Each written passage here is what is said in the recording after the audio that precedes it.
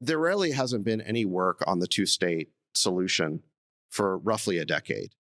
Obama was the last president who tried. He explicitly said that Israel should try to make peace based on the 1967 lines, but with land swaps to accommodate for the changes that have happened on the map since then. Netanyahu was very irate at that formulation, by the way. He never had a good relationship with Obama because of that.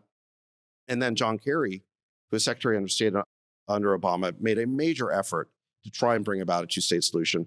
And frankly, it went nowhere. And a big part of the reason why is that Netanyahu said that, listen, the only situation that's acceptable to Israel from a security standpoint is that we must control all security west of the Jordan River.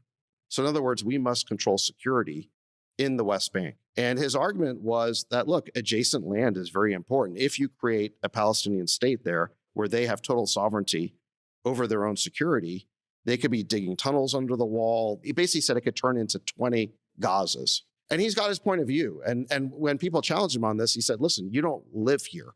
We live here. We understand the security situation. That's what he said to John Kerry. So the whole process fell apart. And since then, the idea has been for Israel to move forward, again, on this larger normalization project with the rest of the Middle East, putting the Palestinian question to one side. The idea has basically been, listen, if you won't make peace with us, and this goes back to Arafat at Camp David, turning down the deal that was on the table that Clinton brokered with Ehud Barak.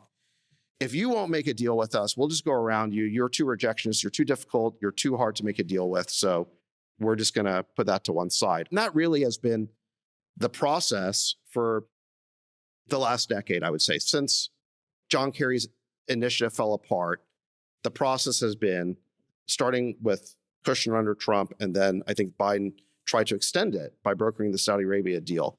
The idea was, let's put the Palestinian question to one side. We'll work on these other deals. I think now that process has fallen apart.